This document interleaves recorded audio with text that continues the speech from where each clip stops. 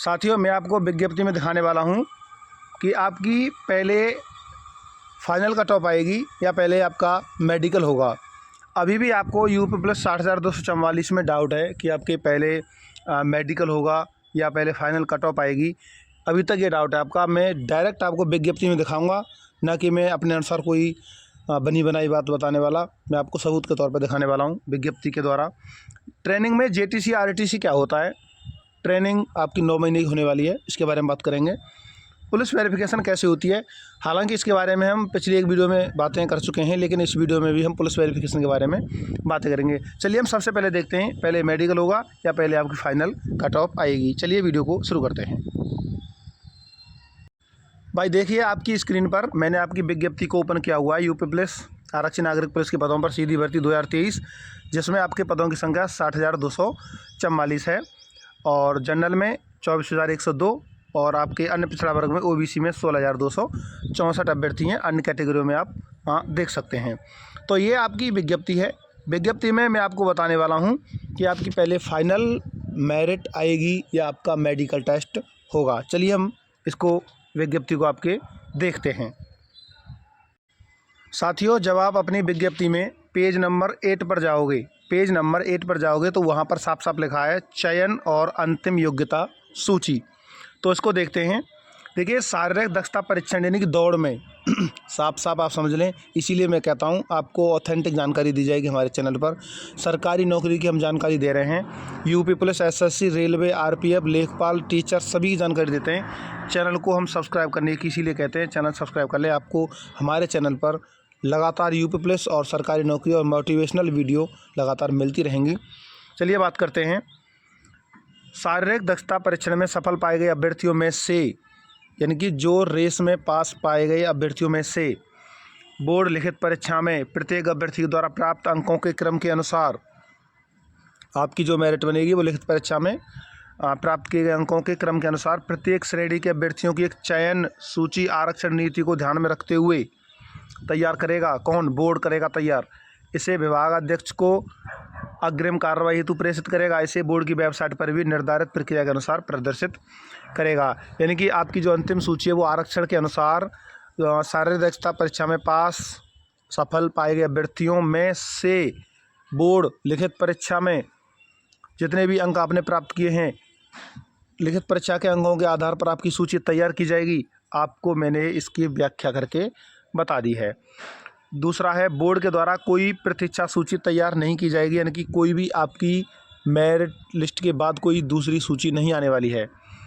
2 या 2 से अधिक अभ्यर्थियों के अंक समान होने पर ऐसे अभ्यर्थी को वरीयता दी जाएगी जो अधिमानी अर्हता रखते हों, कोई विशेष योग्यता रखते हों। 1 से अधिक अधिमानी अर्हता रखने वाले अभ्यर्थियों को केवल एक ही अधिमानी अर्हता का लाभ दिया जाएगा। यदि इसके बाद भी 2 या 2 से अधिक अभ्यर्थियों के अंक समान हैं तो अधिक आयु वाले अभ्यर्थियों को उसमें वरीयता दी जाएगी। यदि उपर्युक्त विचारों के बाद भी 2 या 2 से अधिक अभ्यर्थियों के अंक एक समान हों और अभ्यर्थियों की तो अभ्यर्थी का अधिमानता का अवधारण हाई स्कूल प्रमाण पत्र में उल्लिखित उनके नामों के अंग्रेजी वर्णमाला के क्रम के अनुसार किया जाएगा। अब हम बात कर लेते हैं आपके इसमें मेडिकल के बारे में। मेडिकल कब होगा? भाई, जब आप विज्ञप्ति को अच्छी तरह से देखोगे, और मेरा मानना और कहना यह है आपको एक बार विज्ञप्ति अपनी देखनी चाहिए। आप जब विज्ञप्ति को देखोगे तो उसमें साफ साफ लिखा है कि शारीरिक दक्षता यानी कि दौड़ में पास अभ्यर्थियों में से जो भी पास होंगे और लिखित परीक्षा में अंकों के आधार पर आपकी अंतिम चयनित सूची आएगी, यानी कि पहले आपकी फाइनल कट ऑफ आएगी। पहले क्या आएगी? फाइनल कट ऑफ आएगी। ये ऑथेंटिक है, ये प्रमाणित है। इसको आप एकदम सत्य माने और अपनी विज्ञप्ति में भी देख लें। मेडिकल के बारे में उसमें नहीं लिखा है। देखिए, पिछली भर्ती में जो 2018-19 में हुई थी उसमें पहले फाइनल कट ऑफ आई थी, उसके बाद मेडिकल हुआ था। तो मैं आपको फाइनली बता देता हूं कि पहले आपकी फाइनल कट ऑफ आएगी, उसके बाद आपकी नंबर 2 मेडिकल होगा। अब बात करते हैं ट्रेनिंग में जेटीसी आरटीसी क्या होता है। देखिए, जब आप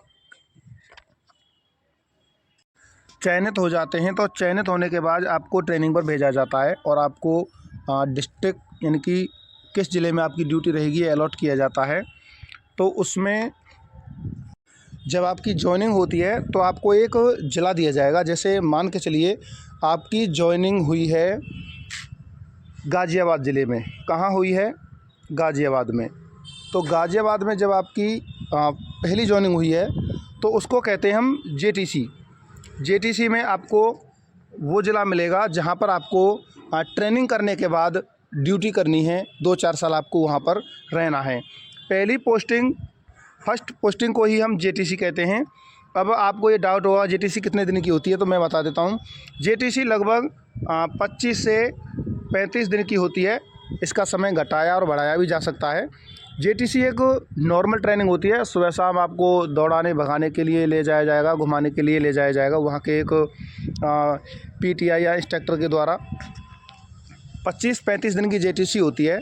इसके बाद जेटीसी का मतलब होता है जॉइनिंग ट्रेनिंग सेंटर, और ये नॉर्मली आपको पुलिस लाइन ही मिलती हैं। तो वहाँ पर आपके पुलिस लाइन में आपको रखा जाएगा। जो भी आपका जॉइनिंग या फर्स्ट पोस्टिंग होगी वही पुलिस लाइन आपको मिलेगी। इसके बाद आपकी आरटीसी जो मेन ट्रेनिंग होती है, रिक्रूट ट्रेनिंग सेंटर जो होते हैं, वहाँ पर मेन ट्रेनिंग के लिए आपको भेजा जाता है। जैसे मान के चलिए, मैंने अभी उदाहरण दिया था लेकिन मैं मान के चलता हूँ, आपका आगरा मिला है आपको, और आगरा में आप जेटीसी कर रहे हैं। तो आगरा के बाद आपकी जो ट्रेनिंग होनी है वो मान के चलिए आपकी ट्रेनिंग मेरठ में होनी है। तो आपकी ट्रेनिंग मेरठ में हो जाएगी 9 महीने की। उसके बाद वापस आप आगरा आ जाएंगे और आगरा 2-4 साल आप ड्यूटी करेंगे। यही आपकी जेटीसी का मूल उद्देश्य होता है। जहाँ पर आपकी जेटीसी होगी वहीं पर आपको ट्रेनिंग के बाद ड्यूटी करनी होती है 2-4 साल, जितना भी आप करते हैं, जब तक आपका कोई अन्य ज़िले में ट्रांसफ़र नहीं हो जाता है। आरटीसी 9 महीने की ट्रेनिंग होती है, जो कि एक बेसिकली ट्रेनिंग ही होती है। वही मेन ट्रेनिंग होती है 9 महीने की। 9 महीने की ट्रेनिंग पहले 6 महीने की हुई थी, अब इस बार 9 महीने की हो रही है। तो शेड्यूल क्या रहेगा, मैं एक अलग से वीडियो बनाऊंगा जिसमें आपको ट्रेनिंग के बारे में पता जाएगा। ट्रेनिंग में क्या क्या कैसे कैसे होता है, कितना भगाया दौड़ाया जाता है। पीएससी पुलिस लाइन में ट्रेनिंग में कहाँ कैसे कौन सी अच्छी ट्रेनिंग होती है, कहाँ पर आराम ज़्यादा रहता है, कहाँ पर ज़्यादा मेहनत कराई जाती है, खाने में क्या क्या मिलता है, कैसा खाना होता है, सारी चीज़ें हम उस वीडियो में कवर करेंगे। नेक्स्ट वीडियो अभी कुछ समय के बाद आएगी, जो कि ट्रेनिंग के आधार पर ही होगी। तो ट्रेनिंग जेटीसी में देखिए सैलरी आपको फर्स्ट दिन से ही मिलती है। जिस दिन से आपकी जॉइनिंग हो जाती है, जिस दिन से आप ड्यूटी पर आ जाते हैं, चाहे वो जेटीसी आरटीसी कुछ भी हो, पहले दिन से ही, फर्स्ट डे से ही आपकी सैलरी बनना शुरू हो जाती है। पहली सैलरी 1-1.5 महीने के बाद ही आती है। मेरा मानना यही है। पिछली सैलरी हमारी 1-1.5 महीने के बाद ही आई थी।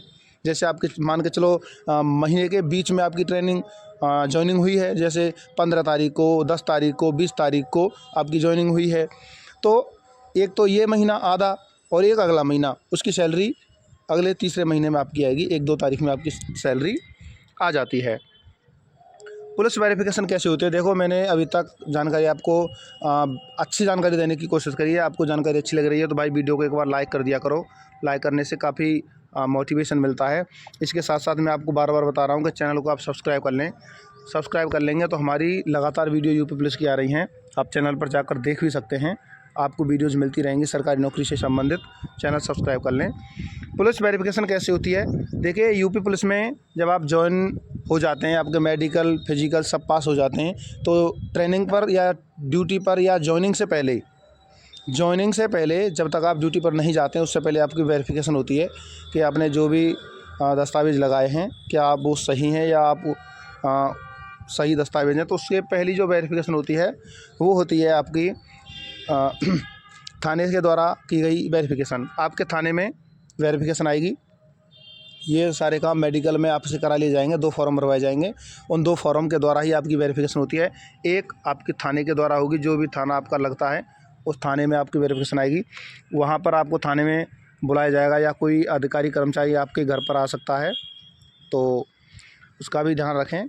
जब आपके वहाँ पर आएंगे तो आपसे आपका आइडेंटिटी प्रूफ और बस कुछ नहीं, यही सब आपका देखा जाता है।